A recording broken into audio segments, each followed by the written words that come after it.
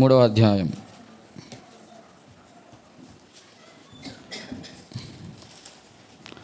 ఆదికాండ గ్రంథం 3వ అధ్యాయము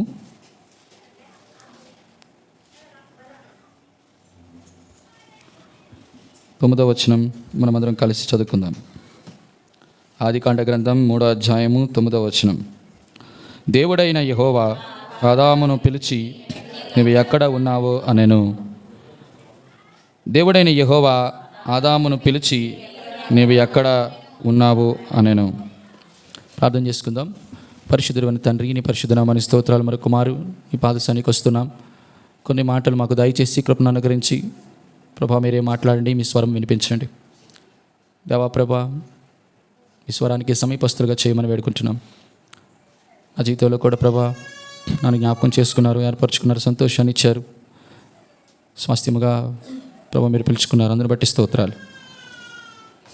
నా దినాలన్నీ, దుఃఖ దినాలన్నీ సమాప్తం చేశారు.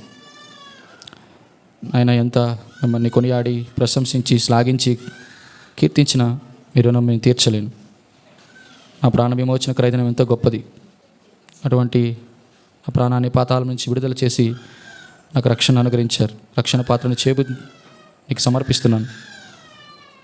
కొన్ని నిమిషాలు ప్రభు నీ వాక్యం ధ్యానిస్తూ ఉండగా ఇవనైనా బలలో యోగ్యమైన రీతిలో చేయడానికి సహాయం చేసి కృపను అనుగ్రహించమని మీరే మహిమగణత ప్రభావాలను పొందుకోమని నజరేయుడైన యేసుక్రీస్తు నామమున అడిగి వేడుకొంచున్నాం తండ్రి, ఆమేన్.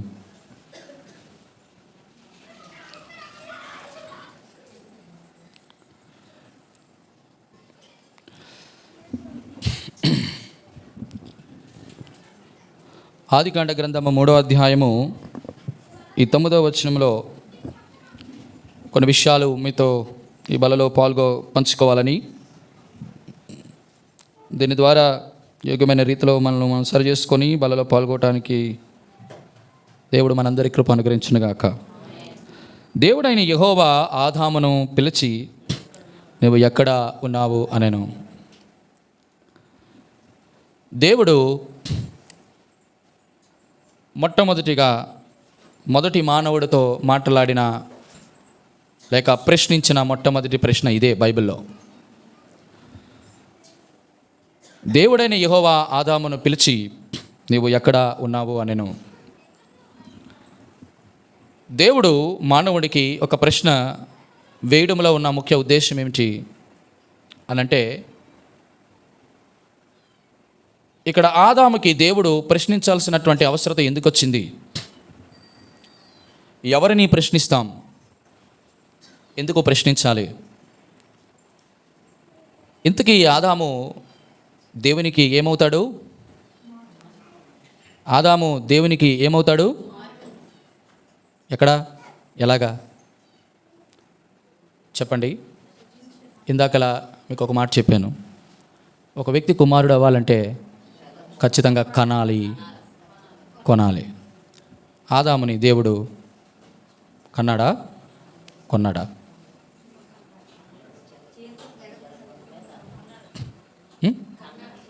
ఎలా కన్నాడు?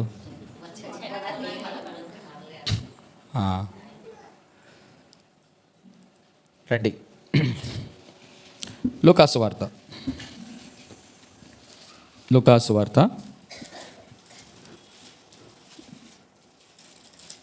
3వ అధ్యాయం 38వ వచనం.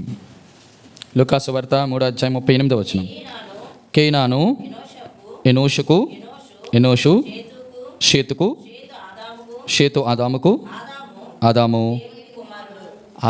దేవునికి కుమారుడు.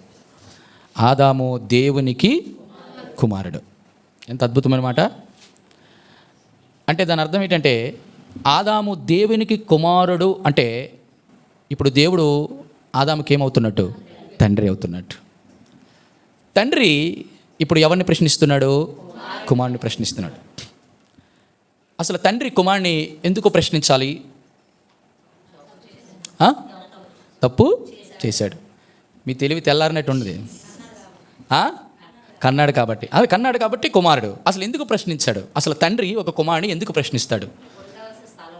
ఉండవలసిన స్థలంలో లేడు కాబట్టి. తమ్ముడా, నీకేమైనా దేవుడు ప్రత్యక్షత ఏంటో బయటపడితే నాకు చెప్పండి. ఎందుకు తండ్రి కుమారుని ప్రశ్నిస్తాడు? చేసిన తప్పుని సరిదిద్దట కొరకు. చెప్పనానా?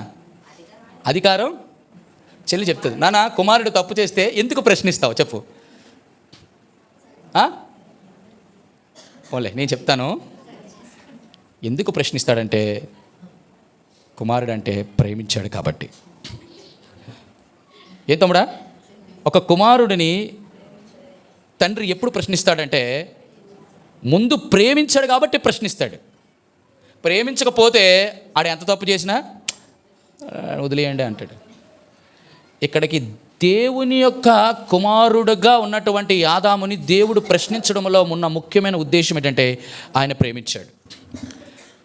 ప్రశ్నించడంలో రెండో సందర్భం జ్ఞాపకం చేస్తాను. ఎందుకు తండ్రి ప్రశ్నిస్తాడు చెప్పాలి. మొదటిది ప్రేమించాడు తండ్రి, రెండోది ఏంటి చెప్పండి? సరిచేయట కొరకు. అబ్బా, ఇంకా నాన్న ఎవరికైనా అరే మీరు తల్లి తండ్రి పాత్రలు ఏం పోషించడం లేదా? ఎందుకు? మొదటిది ప్రేమిస్తే ప్రశ్నిస్తాడు, రెండోది పట్టించుకుంటే ప్రశ్నిస్తాడు. ఏంటట? పట్టించుకుంటే ప్రశ్నిస్తాడు, లేకపోతే ప్రశ్నించాడు. పట్టించుకోకపోతే ఎందుకు ప్రశ్నిస్తాడు? అమ్మగారు అంతేనా? బిడ్డ తప్పు చేశాడు అనుకోండి, వాడి గురించి పట్టింపు కాబట్టి ఖచ్చితంగా ప్రశ్నిస్తాడు. ఎందుకు ప్రశ్నిస్తాడు? మూడవది, చెల్లి నీ ఇంజనీరింగ్ బుర్ర ఉపయోగించి ఏదో ఒక తలంపు నాకు అనుగ్రహిస్తే చెప్పండి, ఎందుకు ప్రశ్నిస్తాడు? నా మాట వినాలి, చక్కటి వర్తమానం. పోనీ మీరు ఏదో ఒకటి చెప్పండి, దాని తర్వాత దాన్ని నేను అనువదించుకొని చెప్తాను. మొదటిది ప్రేమిస్తే ప్రశ్నిస్తాడు, పట్టించుకుంటే ప్రశ్నిస్తాడు. చెప్పాలి అరే చెప్పండి.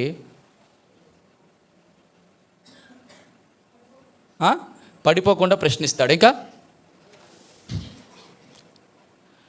ఏంటమ్మా ఎందుకు మీ బిడ్డలు ఇంతవరకు ఎవరిని ప్రశ్నించలేదా? ఒరే ఎందుకు అలా చేస్తున్నావు, ఎందుకు అటు వెళ్ళావు, ఎందుకు అటు చూస్తున్నావు, ఏ రోజు ప్రశ్నించలేదా? మొదటి ప్రేమిస్తాడు కాబట్టి ప్రశ్నిస్తాడు, పట్టించుకుంటున్నారు కాబట్టి ప్రేమిస్తాడు. నెగిటివ్ స్టేట్మెంట్లో చెప్పొద్దు, పాడైపోతాడు, నాశనం అయిపోతాడు. వెరీ గుడ్, ఎక్సలెంట్ అండి, దేవానికి స్తోత్రం. పోషిస్తున్నాడు కాబట్టి తండ్రి అనేవాడు పోషిస్తాడు, అది ఇంపార్టెంట్. ఏనా పోషిస్తున్నాం లేదా? మనం పోషిస్తున్నాం కాబట్టి ఆదాముని పోషిస్తున్నాడు కాబట్టి తండ్రి పాత్ర అదే కదా. నేను తండ్రినేనే కానీ నేను మాత్రం నా బిడ్డలు నేను పోషించను అంటే ఎవడరా నువ్వు తండ్రి? అసలు ఆ మాటకి అర్థమే లేదు. ఆదాముని పోషిస్తున్నాడు, ఆదాముని పట్టించుకుంటున్నాడు, ఆదాముని ప్రేమిస్తున్నాడు కాబట్టి ప్రశ్నిస్తాడు. ఇంతకీ ఆదాము అంటే దేవుని కుమారుడు కదా, ఎందుకు ప్రశ్నించుంటాడు? సాధారణంగా మనం ఇప్పుడు నెగిటివ్ స్టేట్మెంట్లు చెప్పండి. ఇప్పుడు పాజిటివ్ చెప్పారు, ప్రేమించాడని, పట్టించుకుంటున్నాడని, పోషిస్తున్నాడు. ఇప్పుడు నెగిటివ్ చెప్పండి. మొట్టమొదటిది ఏంటంటే తప్పిపోయినాడని, తప్పు చేశాడని, తొట్టిల్లిపోయినాడని. చెప్పండి, తప్పిపోయినాడని, తప్పు చేసినాడు, తొట్టిల్లిపోయాడు. తొట్టిల్లు అంటే మళ్ళీ మీకు ఏదో కష్టం ఉందమ్మా, తొలగిపోయినాడని. అంతేనా? ఇంతకీ ఏం తప్పు చేశాడో? తినకూడన పండు తిన్నాడు కాబట్టి ప్రశ్నించాడు. 8వ వచనం చదివి పెట్టండి. ఆదికాండ గ్రంథం 3వ అధ్యాయం 8వ వచనం. చల్లపూటను ఆదామును అతని భార్యయు తోటలో సంచరించుచున్న దేవుడైన యెహోవా స్వరము విని దేవుడైన యెహోవా ఎదుటగా రాకుండా తోట చెట్ల మధ్య దాక్కొనగా. ఒక 3 సందర్భాలను బట్టి దేవాది దేవుడు దేవుని కుమారుడైన ఆదామును ప్రశ్నించవలసి వచ్చింది. మీరు దయచేసి పిల్లల వైపు చూడొద్దు, వాక్యం మీద మీ శ్రద్ధను ఉంచండి. దేవుడు ప్రశ్నించడానికి కారణం ఏంటి అంటే ఇక్కడ 3 సందర్భాలు జ్ఞాపకం చేస్తున్నాడు. మొదటిది, చల్లపూటను ఆదాము అతని భార్య తోటలో సంచరించుచున్న. బాగా గమనించండి, ఇక్కడ దేవుడు 3 కార్యక్రమాలు చేస్తున్నాడు. మొదటిది, ఆయన తోటలో సంచారము చేస్తున్నాడు. ఏంటట? తోటలో ఏం చేస్తున్నాడు? సంచారము చేస్తున్నాడు. రెండోది, సంచారము చేస్తూ దేవుడైన యెహోవా దేవుడు స్వరమును వినిపిస్తున్నాడు.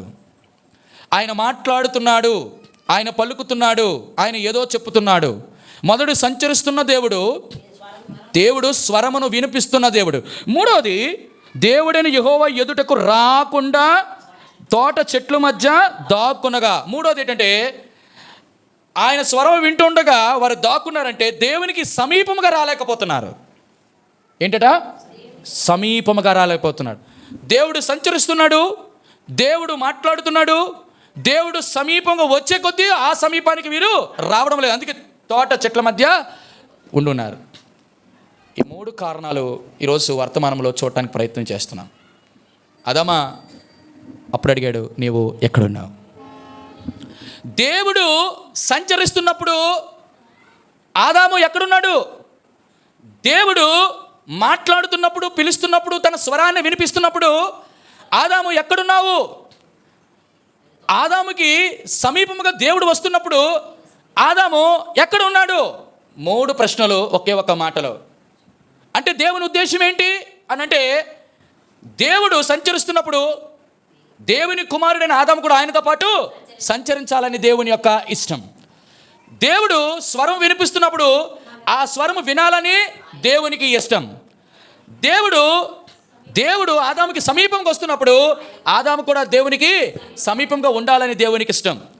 ఆ మూడు లేని కారణం చేత దేవాది దేవుడు ఆదాముకి ఈ ప్రశ్న అడిగాడు, ఆదామా నువ్వు ఎక్కడ ఉన్నావు? ఈరోజు ఇదే ప్రశ్న దేవుడు నిన్ను నన్ను అడుగుతూ ఉన్నాడు. దేవుడు సంచరిస్తున్నాడు. ఎక్కడ? చెప్పాలి. ఎక్కడ సంచరిస్తున్నాడు? తోటలో. ఏ తోట ఇది? ఏదెను తోట. ఏదెను తోట మొట్టమొదట ముగ్గురున్నారు. ఏదెను తోటలో ముగ్గురున్నారు. ఎవరు? దేవుడు, ఆదాము, అతని భార్య అవ్వ. ఏం జ్ఞాపకం చేస్తుంది? బాగా గమనించండి. ఇద్దరు ముగ్గురు నా నామమున ఎక్కడ కూడి ఉంటారు వారి మధ్య. దాని అర్థం ఏంటి? దేవుని నివాసము, దేవుని నివాస స్థలము, దేవుడు సంచరించే స్థలము, దేవుని సన్నిధి ఉన్నటువంటి స్థలం. ఆ స్థలానికి బైబిల్ ఇచ్చేటటువంటి మరో పేరు ఏంటంటే దేవుని సన్నిధి. ఆ దేవుని సన్నిధి దేవుని మందిరం. మీకు ఇప్పుడు అర్థమైంది నేను చెప్పిన మాట. అంటే మొట్టమొదట దేవుడు ఏర్పరిచినటువంటి సంఘం ఎక్కడ? ఏదెను తోట. ఆ ఏదెను తోటలో దేవుడు ఉన్నాడు, యజమానుడు అయినటువంటి చెప్పండి ఆదాము ఉన్నాడు, తన భార్య అయిన కుటుంబం ఉందా లేదా? కాబట్టి ఇది సంఘం. ఈ సంఘములో దేవుడు ఏం చేస్తున్నాడు? మొట్టమొదటి ఇక్కడ మనకు చెప్పకమునిపే ఆయన సంఘములో సంచరిస్తూ ఉంటాడు. సంఘములో ఆయన స్వరాన్ని వాక్యం ద్వారా వినిపిస్తూ ఉంటాడు. సంఘములో ఆయన సమీపముగా వస్తూ ఉంటాడు, నీ దగ్గరికి రావాలని ఆశపడతా ఉంటాడు. కానీ విచిత్రం ఏంటో తెలుసా?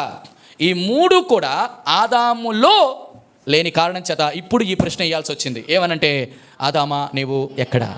అప్పుడు ఆదాము చెప్తున్న మాట చూడండి, 9వ వచనం, 10వ వచనం. అందుకు ఆదాము, నేను తోటలో నీ స్వరము వినినప్పుడు ఎలా? దిగంబరిగా ఉంటిని గనుక భయపడి దాగుకొంటిని అంటుంది. బాగా గమనించండి ప్రియమైన వారలారా, ఒకవేళ దేవుడు ఇదే మాట నీతో నాతో అంటే మన సమాధానం ఏంటి? ఈ సమాధానం దేవుడు ఎక్స్పెక్ట్ చేయలేదు. సంఘములో దేవుడు ప్రశ్నించడానికి కారణం, నిన్ను ప్రేమిస్తూ ఉండగా, దేవుడు నిన్ను పట్టించుకుంటూ ఉండగా, దేవుడు నిన్ను వాక్యము ద్వారా పోషిస్తూ ఉండగా, దేవుడు అడిగినటువంటి ఈ ప్రశ్నకి ఈ సమాధానము మనము చెప్తామని దేవుడు అనుకోలేదు. అయ్యా నీ స్వరము వినినప్పుడు నేను దిగంబరిగా లేనయ్యా అంటే ఏ రకంగా ఉండాలని దేవుని ఆశ? వస్త్రములు కలిగిన వాడిగా ఉండాలని ఆశ. నీ స్వరము వినినప్పుడు నేను భయపడి ఉన్నానయ్యా అని నీ నుంచి ఆ సమాధానం వస్తుందని దేవుడు వింటాడని అనుకోలేదు. కానీ ఏమంటున్నాడు? నేను భయపడుతూ ఉన్నాను అంటున్నాడు. నీ ఆ స్వరం వినిపిస్తున్నప్పుడు నువ్వు ఏ స్థితిలో ఉన్నావు, ఎక్కడ ఉన్నావు అంటే, అయ్యా నీ స్వరం విన్నప్పుడు నేను దాగుకున్నాను అంటే మరుగుపరుచుకుంటున్నాను. అంటే అర్థం ఏంటంటే నా ముఖమును నీకు చూపించలేకపోతున్నాను. కానీ దేవుని ఆశ ఏంటో తెలుసా? నువ్వు నిండుగా వస్త్రాలు ధరించాలని, నీవు ధైర్యము కలిగి జీవించాలని, మూడోది నీ ముఖము ద్వారా నేను చూసి సంతోషించాలని దేవుని ఆశ. కానీ ఈ మూడిటికి కూడా ఆదాము చేసిన చిన్న పొరపాటు ఈ తన జీవితంలో ఒక పెద్ద ప్రమాదాన్ని, ఒక చిన్న పొరపాటు ఒక పెద్ద ప్రమాదాన్ని తీసుకొచ్చింది. ఈరోజు నీ నా జీవితంలో దేవుడు వాక్యం ద్వారా తన స్వరం వినిపిస్తున్నప్పుడు నీవు నేను ఎక్కడున్నావు? ఒక ముగ్గురిని మీకు జ్ఞాపకం చేస్తున్నాను. దేవుడు స్వరం వినినప్పుడు వారు ఎక్కడెక్కడున్నారో. ఈరోజు ఆ స్థితిలో ఉంటే మనం ఎంత బాగుండు. చూడండి, ఆ మాట మీకు జ్ఞాపకం చేస్తాను. మొట్టమొదటిగా ఒక ముగ్గురిని మీకు జ్ఞాపకం చేసి ఇలాగా ముందుకు కొనసాగుతాను. నిర్గమాకాండం 3వ అధ్యాయం 1వ వచనం. నిర్గమాకాండం 3వ అధ్యాయం. మోషే మిద్యాను యాజకుడైన 1 నుంచి 4 వచనాలు చదువునాను. మేపుచు తోలుకొని ఎక్కడికి వచ్చాడు? దేవుని నేను ఎప్పుడు 2 సార్లు అడిగానంటే దానికి ముందు విశేషణ పూర్వపద కర్మధాయ సమాసం ఉందని అర్థం. ఏ సమాస ఉంది? విశేషణ పూర్వపద కర్మధాయ. ఏమండి మాస్టర్ గారు, కరెక్టే నేను చెప్పింది? చెప్పండి. దేవుని పర్వతమైన హోరేబుకు వచ్చెను. ఒక పొద నడిమిని అగ్నిజ్వాలలో యెహోవా దూత అతనికి ప్రత్యక్షమాయెను. అతడు చూచినప్పుడు అగ్ని వల్ల ఆ పొద మండుచుండెను, పొద కాలిపోలేదు. అప్పుడు మోషే ఆ పొద ఎలా కాలిపోలేదో నేను ఆ తట్టు వెళ్ళి ఈ గొప్ప వింత చూచెదను అనుకొనెను. దానిని చూచుటకు ఆ తట్టు వచ్చుట యెహోవా చూచెను. దేవుడు ఆ పొద నడుము నుండి మోషే మోషే అని అతను పిలిచెను. అందుకతడు ఏ స్థితిలో ఉన్నాడు? మోషే మోషే అనేటువంటి పిలుపు మోషేకి వేయక మునిపే సంఘం అనేటువంటి ఏదైనా తోటలో ఆదాము ఉన్నప్పుడు ఇదే మాట ఆదామా అని పిలిచాడు. కానీ చెప్పిన సమాధానం చిత్తము ప్రభువా అనలా. నీ స్వరము వినినప్పుడు నేను దిగంబరినై భయపడి దాగుకుంటుని అన్నాడు. ఈరోజు దేవుడు నీతో నాతో మాట్లాడుతున్నటువంటి మాట సంఘమైనటువంటి ఏదైనా తోటలో ఉన్నప్పుడు ఆ మాట వినాలని దేవుడు అనుకోలేదు. కానీ అదే స్వరము మరలా మోషేకు వినిపిస్తున్నప్పుడు చిత్తము ప్రభువా అన్నాడు. ఎందుకు అనగలిగాడు? చెప్తారా మీరు ఒక మాట? ఎందుకు అనగలిగాడు? చెప్పగలుగుతారా మాట? ఎందుకంటే మొదటి వచనం ఉంది, దేవుని పర్వతమైన హోరేబునకు. దాని అర్థం దేవుని పర్వతము. దేవుని పర్వతము అనంటే అర్థం ఏమిటి? హోరేబు అంటే అర్థం ఏంటి? ఎవరైతే హోరేబు యొక్క అనుభవము, దేవుని పర్వతపు అనుభవము ఎవరికైతే ఉంటుందో వారే దేవుని యొక్క స్వరము విని, దేవా నీ స్వరము వినినప్పుడు చిత్తం, దేవా నీ మాటే అవునుగాక, నువ్వు చెప్పిన దానికి విధేయుని అవుదునుగాక, నువ్వు చెప్పిన ప్రకారమే జరుగునుగాక అని తమను తాము సమర్పించుకుంటారు. ఇప్పుడు దేవుడు అడుగుతున్న ప్రాముఖ్యమైన మాట, దేవుడు నీతో నాతో మనతో మాట్లాడుతున్నప్పుడు ఏదైనా తోటలో ఏ సమాధానం అయితే వినకూడదు అనుకున్నాడో దేవుడు, ఈరోజు ఆ సమాధానం నీ నుంచి రాకూడదు అని అనుకుంటే నీవు నేను మనమందరం కూడా దేవుని పర్వతమైన హోరేబు అనుభవంలోకి రావాలని దేవుడు కోరుతా ఉన్నాడు.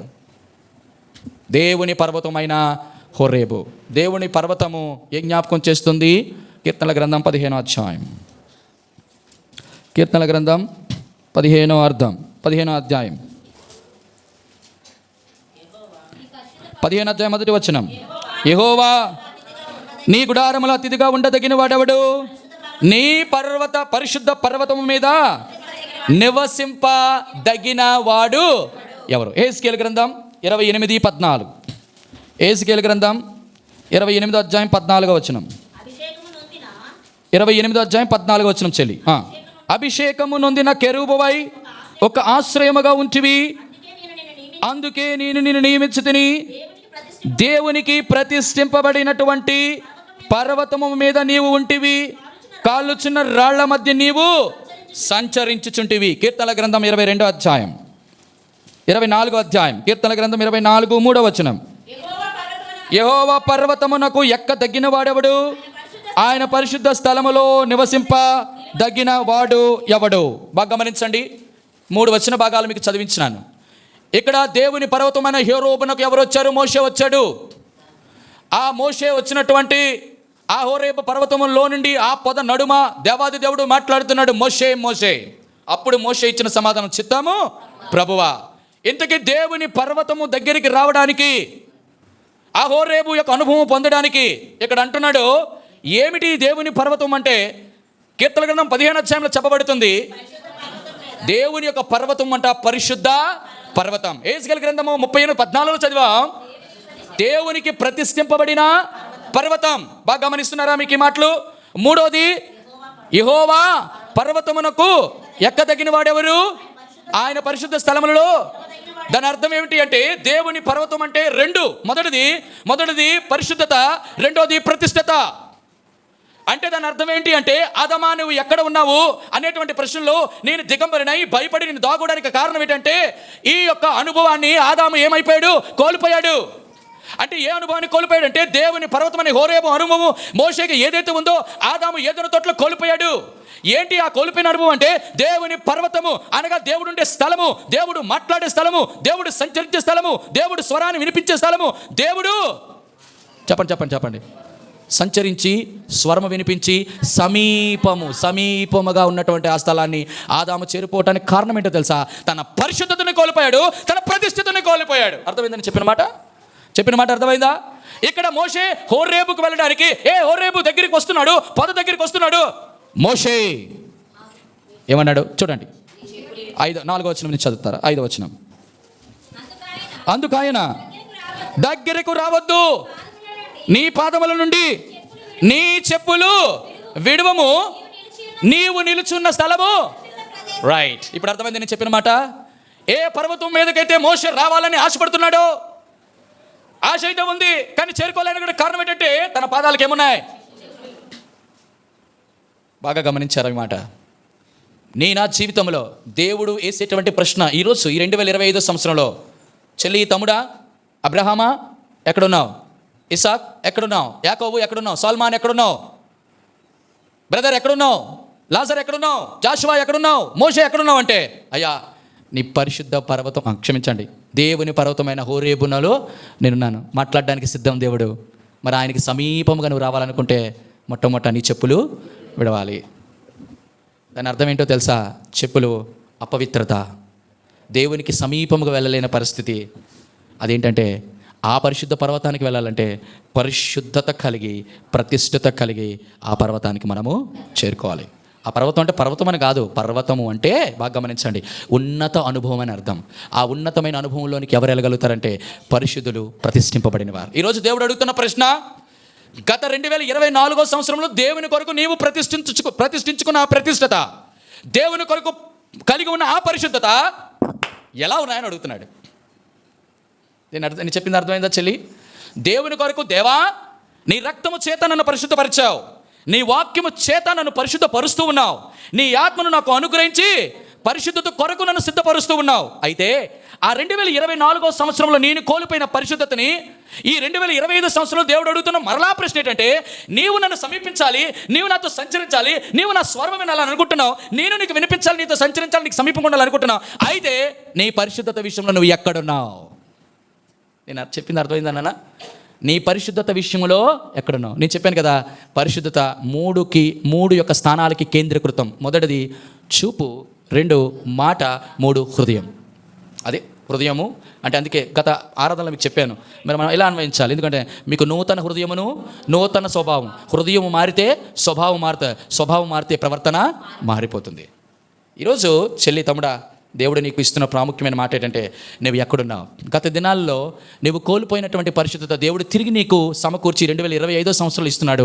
గత జనవరి 1వ తారీఖు నుంచి ఈరోజు తారీఖు 19, ఈ 19వ తారీఖు వరకు కూడా నీ పరిశుద్ధత విషయంలో కానీ నీవు కాంప్రమైజ్ అయిపోతే, పరిశుద్ధత విషయంలో నీవు కనెక్ట్ అయిపోతే, క్షమించండి, అపవిత్ర విషయంలో కనెక్ట్ అయిపోతే దేవుడు ఏం చేస్తాడో తెలుసా? కన్వర్జేషన్ చేయవలసిన దేవుడు, కమ్యూనికేషన్ చేయవలసిన దేవుడు నీతో కనెక్షన్ కట్ చేస్తాడు. వినండి బాగా మాట. అంటే దాని అర్థం ఏంటంటే, దేవా గత దినాలలో నా పరిశుద్ధతకు భంగపరిచేటటువంటి చాలా చాలా ప్రాముఖ్యమైనది ఏదైనా నా జీవితంలో ఉంటే, ఆ చూపుల ద్వారా, ఆ మాటల ద్వారా, ఆ హృదయంలో ఏదైనా పొరపాటున నీకు వ్యతిరేక్తమైనటువంటి పని చేస్తే, నేను చిత్తము ప్రభా అనే మాట నా నోటి నుంచి రాదు. ఏమని వస్తుందో తెలుసా? దేవా నేను దిగంబరిని అయిపోయాను. ఎందుకు దిగంబరత్వము, ఎందుకు దాగుకొనుట, ఎందుకు భయపడుట అంటే విచిత్రం. చూడండి, ప్రకటన గ్రంథము 3వ అధ్యాయం. ప్రకటన గ్రంథము ఎందుకు పరిశుద్ధత దానికి పోల్చదగినదంటే 3వ అధ్యాయము 4వ వచనం చదివిపెట్టండి.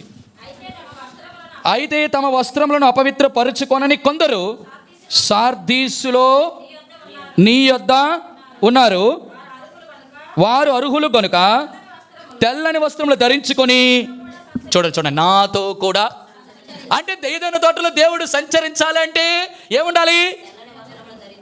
వస్త్రాలు ముందు ఉండాలి. ఏ వస్త్రాలు అవి? పవిత్రమైన, చూడండి ఏ వస్త్రాలు అవి? నానా ఏ వస్త్రాలు అడిగాను? తెల్లని వస్త్రాలు. ఏ వస్త్రాలు అంటే ఏదేని తోటలో సంచరిస్తున్న ఆ దేవుడితో ఆదాము సంచరించకపోవడానికి కారణం ఏంటంటే వస్త్రాలు కోల్పోయాడు. ఏ వస్త్రాలు? తెల్లని వస్త్రాలు. తెల్లని వస్త్రాలు దేవుడు దేనికి పోల్చాడు? పరిశుద్ధత. పరిశుద్ధతని కోల్పోయాడు ఆదాము. ఎందుకు కోల్పోయాడో 3 చెప్పాను. మొదటిది చూపు. చూపేనా? ఆదాము కోల్పోవడానికి కారణం ఏంటి? చూపా కాదా?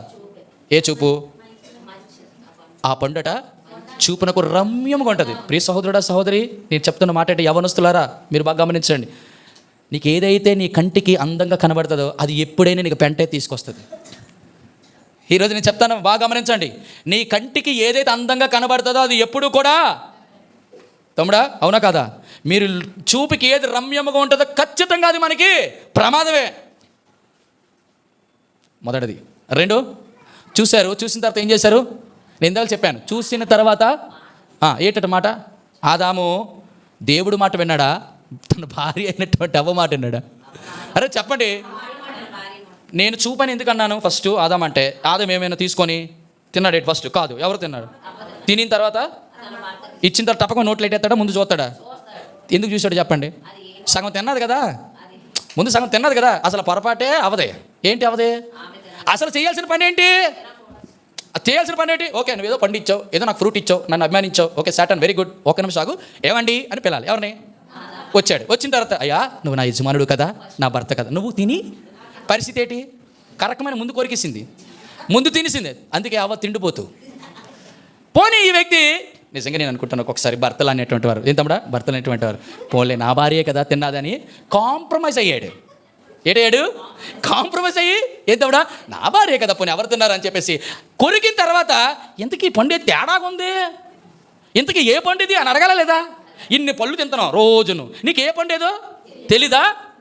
తినకూడని పండు అంటే ఆ పండు ఎప్పుడు వీళ్ళు తిని ఉండరు, అంతే కదా. కానీ ఆ పండుని ఏం చేశారు? కొరికి తినిచ్చినట్టునే వెంటనే ఆదాము కూడా అసలు మినిమం అడగల, టప్పక నా భార్య ఇచ్చింది, చాలా జాగ్రత్త వహించాలి, చాలా చాలా జాగ్రత్త. నీ భార్య ఇచ్చిన ప్రతి ఒక్కటి నీకు మేలు కాదు. ఎందుకో తెలుసా?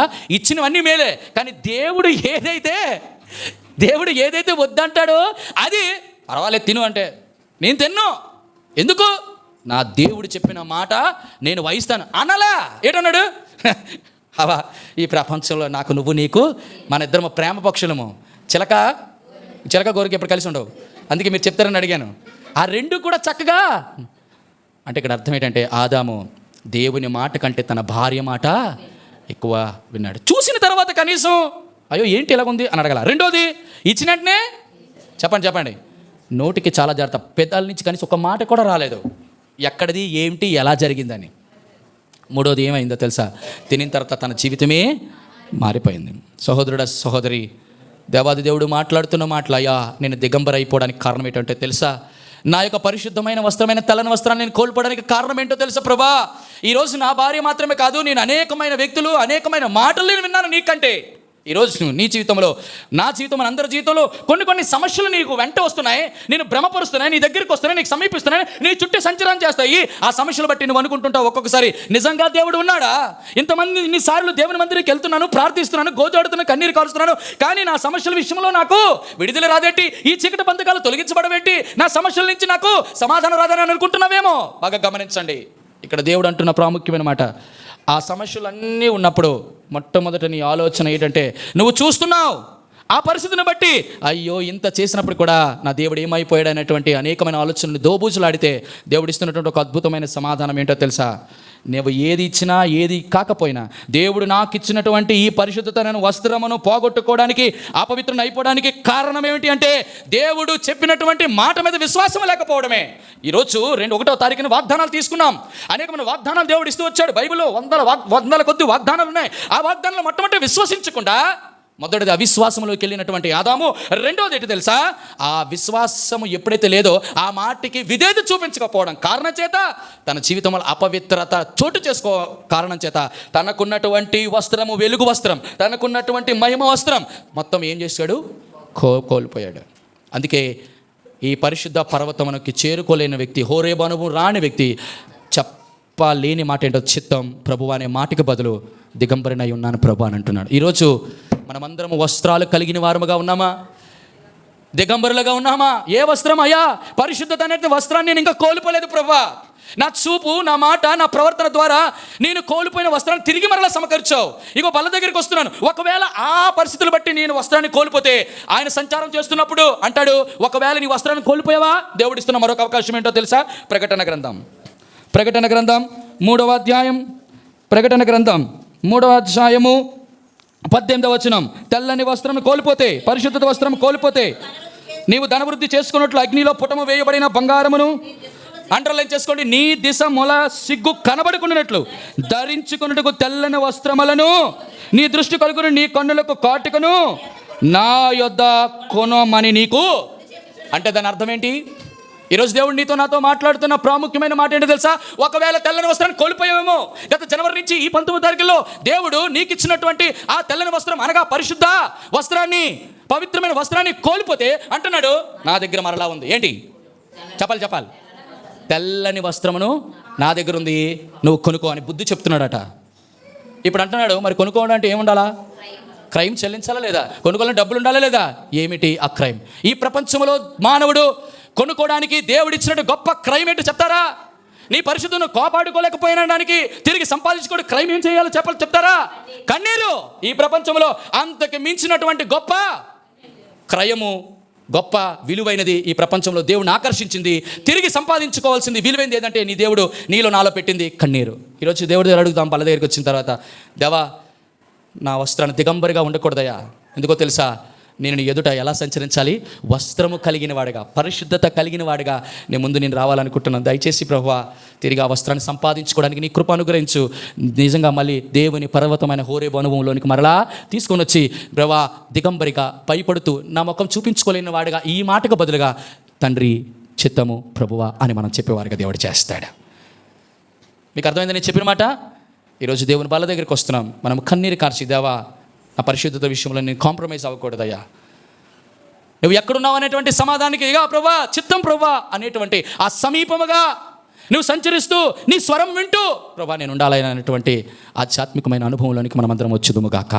రెండవది అంటాడు, నీ పరిశుద్ధ పర్వతమైనటువంటి హోరేబుకును, నీ యొక్క ప్రతిష్ఠింపబడిన పర్వతం. ఎవరున్నారు ప్రతిష్ఠింపబడిన పర్వతం మీద? చూడండి ఆ మాట. ఎస్గేలు 38 మాట. ఎస్గేలు 38, 34, 29, 14. అభిషేకము నొందిన కెరూబువై ఒక ఆశ్రమిగా ఉంటివి, అందుకు నీ నియమించితివి. దేవునికి ప్రతిష్ఠింప పర్వతం మీద నీ ఉంటివి. కాలొచ్చిన రాళ్ల మధ్య 3 విషయాలు గమనించండి. దేవుడు ఏం చేశాడంటే, కెరూబులు మాత్రమే ఆ ప్రతిష్ఠింపబడినటువంటి పర్వతం మీద ఉంటాయి. అనగా దేవుని పర్వతం ఉంటాయి. ఇంతకీ కెరూబులు నువ్వు నేను కాదా? అవునా? కెరూబులు అంటే ఎవరు? కెరూబులు అంటే ఎవరు? ఆయన ఆరాధించువారు, ఆయన సేవించువారు. నీవు కెరూబివే. కెరూబు అంటే ప్రభు వాళ్ళకి 4 రెక్కలు ఉండాలి చెప్పాలి, ఇలాగని అనుకోగలరా? దేవుడు ఆత్మ సంబంధం, దేవుని వాక్యం చాలా జాగ్రత్త. అంటే దేవుడు నేను ఎలా చేశాడు? కెరూబులు అంటే ఒకటే ఒక మాట చెప్పదన, ఆయన సేవకులు, ఆయన దాసులు, ఆయన యొక్క పరిచారకులు. నీవు నేను అందరము కెరూబులవే. అయితే కెరూబులైనటువంటి వారు ఏముండాలి ఆ ప్రతిష్ఠింపబడిన పర్వతం మీద అంటే? అక్కడ అంటున్నాడు చూడండి, అభిషేకము నొందిన. దేవుడు నీకు అనుగ్రహించింది ఏంటో తెలుసా? పరిశుద్ధత మాత్రమే కాదు, అభిషేకం ఇచ్చాడు. ఏంటి అభిషేకం? ఏమిటి అభిషేకము? బైబిల్ నేను గత దినాల్లో యాజకులు చెప్పినప్పుడు ఒక 7 అభిషేకాల గురించి చెప్పాను. ఏది అభిషేకము? తైలాభిషేకము, ఇంకా పాలాభిషేకమా? రాజుకి అభిషేకం చేస్తారు. ఎందుకు? దేంతో అభిషేకం చేస్తారు? పట్టాభిషేకం, పాలాభిషేకం, తేనె అభిషేకం, ఇంకా నీళ్ళతో అభిషేకం. మీ అభిషేకాలకు ఒక దండం. అది ఏ అభిషేకం? ఆత్మాభిషేకం. అది చెప్పండి రా. దేవుని యొక్క మాటలు దేవునితో ఆ మాటలతో పోల్చాలి. ఏ అభిషేకం ఇది? ఆత్మాభిషేకం. అంటే అర్థం ఏంటో తెలుసా? దేవుని యొక్క ప్రతిష్ఠింపబడిన పర్వతం మీద ఎవరు ఉంటారంటే అభిషేకము నొందిన వారే ఉంటారు. అభిషేకము దేని ద్వారా వచ్చింది? దేవుడు అభిషేకించాడు. దేనితో అభిషేకించాడు? మనల్ని ఆత్మతో అభిషేకించాడు. నేను ఎప్పుడు చెప్తాను కదా, ఒక వ్యక్తి ఆత్మతో అభిషేకింపబడాడంటే 3 ఉండాలి. మొదటిది ఆత్మను పొందుకోవాలి, ఆత్మచే నింపబడాలి, ఆత్మచేత నడిపించబడాలి. చెప్పండి మళ్ళా. ఆత్మ పొందుకోవాలి, ఆత్మతో నింపబడాలి, ఆత్మచేత నడిపించబడాలి. బాగా గమనించాలి. ఈ 3 ఎక్కడున్నాం మనం? ఆత్మను పొందినామా అందరమును? చెల్లి తమ్ముడు ఆత్మను పొందినామా లేదా? డౌట్గా చూస్తున్నారేంది? ఆత్మ పొందినామా లేదా? మనం ఎప్పుడు పొందినాం మనం ఆత్మ? మారు మనసు పొంది పాప క్షమాపణ నిమిత్తం బాప్తీసము పొందినవాడు పరిశుద్ధాత్మని వరమును పొంది ఉన్నాడు. అక్కడ పొందామా? ఇది రక్షణను సూచిస్తుంది. రెండోది, ఆత్మచేత నింపబడిన వాళ్ళు. ఆత్మచేత నిండుకోవడం అంటే అర్థం ఏంటో తెలుసా? చెప్పండి. ఆత్మచేత నువ్వు ఎలా నిండుకుంటావు, ఆత్మచేత నువ్వు ఎలా నింపబడతావు అని అంటే అర్థం ఏంటి? ఎలాగా? దేవుడు వాక్యము ద్వారా నిన్నేం చేస్తాడు? నడిపిస్తాడు, సంధిస్తాడు. సంధించినప్పుడు ఏమవుతుంది తెలుసా? ఆత్మ పాపముని గురించి, నీతిని గురించి, తీర్పుని ఒప్పింపజేస్తున్నప్పుడు గతవన్నీ ఒప్పుకున్నప్పుడు ఆ పాతవన్నీ పోతుంటాయి, మరలా కొత్త అభిషేకం నీలోనికి వస్తూ ఉంటుంది. ఇది రెండు. మూడోది ఏం చేస్తాడంటే, ఎప్పుడైతే ఆత్మచేత నువ్వు నింపబడ్డావో ఏం చేస్తుంది? ఇప్పుడు బండి ఉందనుకోండి, బండిలో పెట్రోల్ వేసాను కదా, అలాగుంటే ఉండదు. ఏం చేస్తుంది? కొట్టాలో? అవునా? బండితో వెళ్ళాలా లేదా? డబ్బులుంటే వెళ్తామా లేదా? పెట్రోల్ ఉంటే బండి నడుతుందా లేదా? అరే చెప్పండి. ఇంట్లో కూర వండుకోవడం మానేతం అలా ఉంచుదామా ఉందని చెప్పేసి కాదు. దానికి పని అంటే దేవుని చేత నడిపించబడతారు, ఆత్మచేత. ఎవరైతే ఇలాగ చేయగలుగుతారో వారు అభిషేకం. ఏ అభిషేకం చెప్పనండి? మొదటి యోహాను రాసినటువంటి పత్రిక చూడండి, చక్కటి మాట. 2వ అధ్యాయం మొదటి యోహాను రాసిన పత్రిక 2వ అధ్యాయం 27వ వచనం. అయితే ఆయన వలన మీరు పొందిన అభిషేకము మీలో నిలుచుచున్నది కనుక ఎవడనూ మీకు బోధింప అక్కరలేదు. ఆయన ఇచ్చిన అభిషేకం సత్యమే కానీ అబద్ధము కాదు. అది అన్నిటిని గురించి మీకు ఆయనకు బోధించిన ప్రకారము ఆయనలో మీరు నిలుచుచున్నారు. అంటే దాని అర్థం ఏంటో తెలుసా? దేవుడు నీకు నాకు ఒక అభిషేకం ఇచ్చాడు, ఆత్మ అభిషేకము. ఆ ఆత్మ అభిషేకమును కోల్పోకూడదు. అభిషేకాన్ని ఎప్పుడు కోల్పోతాం చెప్పండి? ఒక వ్యక్తి అభిషేకాన్ని కోల్పోతున్నాడంటే అర్థం ఏంటో చెప్పండి? ఎప్పుడు అభిషేకం కోల్పోతాడు? నేను 3 చెప్పాను. ఆత్మ అభిషేకం కోల్పోవడానికి 3 కారణాలు ఉన్నాయి. మొదటిది, ఆత్మతో వాదించకూడదు. 2,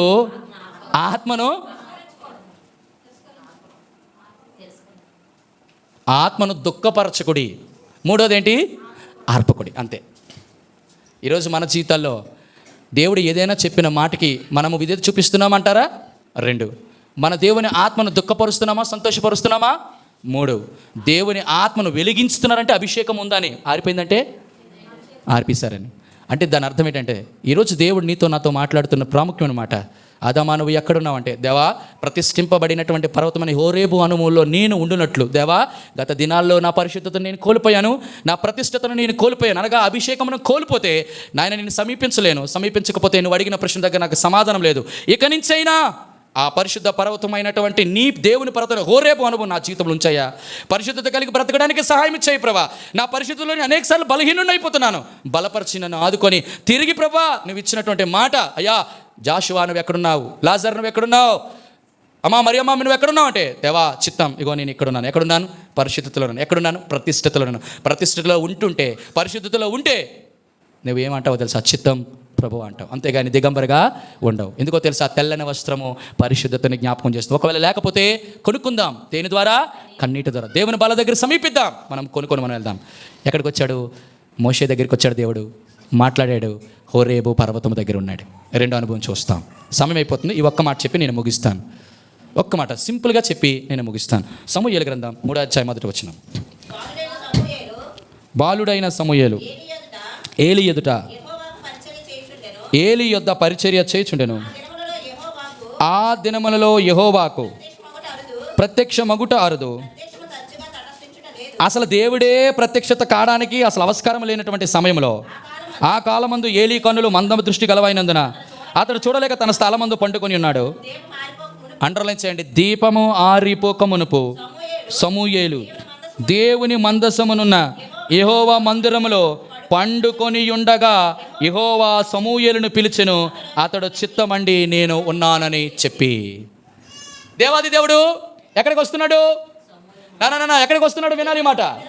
దేవుని ఎక్కడికి వస్తున్నారు? ఎక్కడున్నాడు?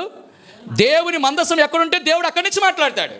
దేవుని మందసం దగ్గర ఎక్కడ స్థలము కావాలని ఉంటారో ఆ స్థలం దగ్గరికి వచ్చి దేవుడు మాట్లాడతాడు. ఇష్టస్థలంగా ఎక్కడ పడితే అక్కడ మాట్లాడు. దేవుడు ఒక నిబద్ధత కలిగినటువంటి దేవుడు, క్రమశిక్షణ కలిగినటువంటి దేవుడు, దేవుడు పవిత్రమైన దేవుడు. ఆ మందసము దగ్గర ఎవరున్నారు? ఎలా ఉన్నాడు అంటే బాలుడే ఉన్నాడా? ఎలాగున్నాడు? అది విశేషణ పూర్వకర గర్భధారి సమాసం విడిచిపెట్టకూడదు. దీపము ఆరిపోక, దాని అర్థం ఏంటో తెలుసా? ఏమిటి దాని అర్థం? ఆత్మ ఆరిపోయేటువంటి స్థితులలో సంఘాలు ఉన్నాయి. విశ్వాసులు ఉన్నారు. పరిశుద్ధులుగా, విశ్వాసులుగా, పరిచారకులుగా నీ జీవితంలో, నా జీవితంలో దేవుని మందిరంలో దీపం ఆరిపోకూడదు. బలిపీఠం మీద అగ్ని నిత్యము మండుచుండాలి. అగ్ని ఆరిపోతే, దీపం ఆరిపోతే, వెలుగు లేకపోతే, చీకటి ఉంటే సాతానికి నివాస స్థలం అయిపోతుంది. దాని అర్థం ఏంటి? ఏమిటి మందిరం? భౌతికమైన మందిరం కాదు. నీ మందిరము దేవుని యొక్క ఆలయం. అదిగో, ఎవడైనా దేవుని ఆలయం పాడు చేసిన దేవుడు వాడిని పాడు చేయను. దేవుని ఆలయం పరిశుద్ధము అయినది, మీరు ఆలయమై ఉన్నారు. అంటే ఈరోజు దేవుడికి ఆలయం ఏది? ఇది కాదు, నీవే, మనమందరమే. ఇప్పుడు ఆ దేవుని ఆలయంలో ఏముండాలి? ఆత్మ ఉండాలి. ఏ ఆత్మ? యెహోవా పెట్టిన దీపము, ఆయన పెట్టిన ఆత్మ. ఈ ఆత్మ ఏ ఆత్మతో మమేకమవ్వాలి? పరిశుద్ధాత్మ. ఈ రోజుల్లో పరిశుద్ధాత్మను కోల్పోయి మేము బ్రతికున్నాం అనుకుంటారు. ఇక్కడ సమూయేలు అంటాడు, మందసము దగ్గరంటే దీపం ఇంకా ఆరిపోకమునిపే. ఇంకా దీపం ఆరిపోకమునే ప్రత్యక్ష గుడారంలో దీప వెలుగు ఒకే ఒక దాని మీద వస్తుంది. అదే సువర్ణ దీపస్తంభమైనటువంటి, చెప్పండి ఏదది? దీపస్తంభం. ఏంటి ఆ దీపస్తంభం? ప్రకటన గ్రంథం 1 ఆఖరి వచనం అంటాడు, ఆ 7 దీపస్తంభాలు, ఆ 7 సంఘాలు. అంటే సంఘములు ఏముండాలి? దీపం ఉండాలి. అంటే అర్థమేంటి? వెలుగు ఉండాలి. ఒకవేళ వెలుగు లేకపోతే ఆ యొక్క సంఘము చీకటిగా మారిపోతుంది. చీకటిగా మారిపోతే దేవుడి స్వరము వినబడదు. అందుకే ఇంకా దీపము ఆరిపోక మునిపి. అంటే దాని అర్థమేంటో తెలుసా? ఇవి ప్రమాదపు గడియలు. దీపం ఆరిపోయే స్థలం ఉంది, ప్రమాదం ఉంది. ఎందుకో తెలుసా? ఆ మందిరంలో ఆ సేవకుడు ఏలి పని చేస్తుండగా, ఆయన కుమారులు పని చేస్తుండగా వారు చేస్తున్న దౌష్ట్యం, దుర్మార్గతనం దేవుడు చూశాడు. అయ్యా, తన మందిరం పట్ల ఆయనకి ఎంత ఆసక్తి, ఆ మందిరమైన నీ శరీరం పట్ల ఎంత ఆసక్తి, నీ మందిరము అనగా నిన్ను బట్టి దేవుడికి ఎంత పట్టించుకుంటున్నాడో దేవుడు గమనించండి. అమ్మా, ఇంకా నీ ఈ ఆత్మ ఆరిపోతుందేమో, జాగ్రత్త. నీ దీపం ఇంకా ఆరిపోక మునిపే నువ్వు ఎక్కడికి రావాలో తెలుసా? మందసము ఉన్నటువంటి స్థలానికి నువ్వు రావాలి. ఈ మందసము ఎక్కడ, ఏ జ్ఞాపకం చేస్తుంది? దేవుని మందసములో. గమనించండి, అక్కడ దేవుడు నీతో నాతో మాట్లాడతాడు. ఏం మాట్లాడతాడో తెలుసా? దేవుడు ఏదైతే హెచ్చరించి మాట్లాడతాడో అది మాట్లాడతాడు. దాని కొరకు నువ్వేం చెప్పాలి తెలుసా? చిత్తము ప్రభువా. ఈరోజు నీ స్థలం ఎక్కడున్నావు? ఈరోజు నీ పరిస్థితి ఎక్కడుంది? అయితే నువ్వు పరిశుద్ధ పర్వతం ప్రతిష్ఠింపబడినటువంటి హీరో అనుభవంలోనే ఉండాలి. లేకపోతే షీలోహ మందిరములో మందసము దగ్గర అనగా దేవుడు మాట్లాడేటువంటి ఆ స్థలములో ఎలా ఉండాలి? పండుకొని ఉండడం అంటే తినేసి పడుకోవడం కాదు. ఆ యొక్క మందసము దగ్గర విశ్రాంతి తీసుకుంటున్నాడు. ఎవరు? సమూయేలు. ఎందుకో తెలుసా? ఉదయం అంతా పని చేస్తాడు. ఎక్కడికి వస్తున్నాడు మళ్ళీ? తన స్థానం. అంటే దాని అర్థం ఏంటి తెలుసా? నీ స్థలము, నా స్థలం ఎక్కడో తెలుసా? దేవుని మందసం. అంటే దేవుడు మాట్లాడే స్థలం, అది దేవుని మందిరం. ఎక్కడ మాట్లాడతాడు దేవుడు? ఇక్కడ మాట్లాడుతున్నాడు భౌతికంగా. హృదయంలో నుంచి ఒక కేక వినబడుతుంది. ఆ కేక అంటున్నాడు, Samuel, Samuel. Brother Joshua, brother Lazarus, brother Solomon మాట్లాడుతున్నప్పుడు నీ దీపం ఆరిపోయిందా? ఇంకా వెలుగుతుందా? ఇంకా ఆరిపోకమునిపై దేవుడు నీతో మాట్లాడుతున్నప్పుడు ఈ మాట చెప్పగల, చిత్తం నా ప్రభువా. ఆ మాట మాట్లాడుతున్నప్పుడు దేవా, దిగంబరిగా భయపడుతూ ముఖము చూపించుకోలేనటువంటి వారిగా మనం ఉండకూడదు. ఈరోజు దేవుడు నీతో మాట్లాడుతున్న మాట, నాతో మాట్లాడుతున్న మాట, దేవా నా ఆత్మ నువ్వు పెట్టిన దీపం ఇంకా ఆరిపోక మునిపే ప్రభా, నేను నీ మందసం దగ్గరే ఉంటానయ్యా. నువ్వు మాట్లాడే స్థలం దగ్గరే ఉంటానయ్యా. నా స్థలం లోకంలో కాదయ్యా నాయన. లోకంలో గొప్ప గొప్ప స్థలాలు ఉన్నాయి, గొప్ప గొప్ప ప్రదేశాలు ఉన్నాయి, కానీ అది కాదు ప్రభా. నువ్వు ఎక్కడ మాట్లాడతావో ఆ స్థలాన్ని నేను కోరుకుంటానయ్యా అని నేను చెప్పగలిగితే ఈరోజు దేవుడు ఎంతో సంతోషిస్తాడు. ఆదాము వలె మనం ఉండకూడదు. ఆదాము వలె ఉండడానికి కారణం ఏంటి? మనమందరం కూడా కేవలం ఏంటంటే పరిశుద్ధత, ప్రతిష్టత. మూడోది ఇక్కడ ఏమంటానంటే దేవుడు, చెప్పండి దేవండి, ఇక్కడ ఏంటట? దేవుడు మాట్లాడేటువంటి ఆ స్థలంలో మందసము దగ్గర నీ స్థానం, నా స్థానం కోల్పోతే దేవుడు మాట్లాడ్డాడు. ఒకవేళ మాట్లాడినా కూడా నేను సరి చేసుకోకపోతే దేవుడు మాట్లాడు. దేవుడు అంటున్నాడు, తెల్లని వస్త్రం లేదా? రా కొనుక్కో, కన్నీరు కార్చు, సరి చేసుకో. ఆయన ఇంకా నేను దిగంబరిగా ఉండాలనుకోలేదు, నీ ఎదురు ధైర్యంగా ఉండాలనుకోవడం, నా ముఖం నీతో చూపించాలనుకుంటున్నాను అని నీవు నీ అనుభవంలోకి వస్తే సమూయేలు వలె మందసం దగ్గర ఉందామని కోరుకుందాం. మోషే వలె హోరేబు అనుభవంలోకి ఉండినట్లు దేవుడు మనందరికీ కృప అనుగ్రహించి దీవించి ఆశీర్వదించును కాక. ఆమేన్.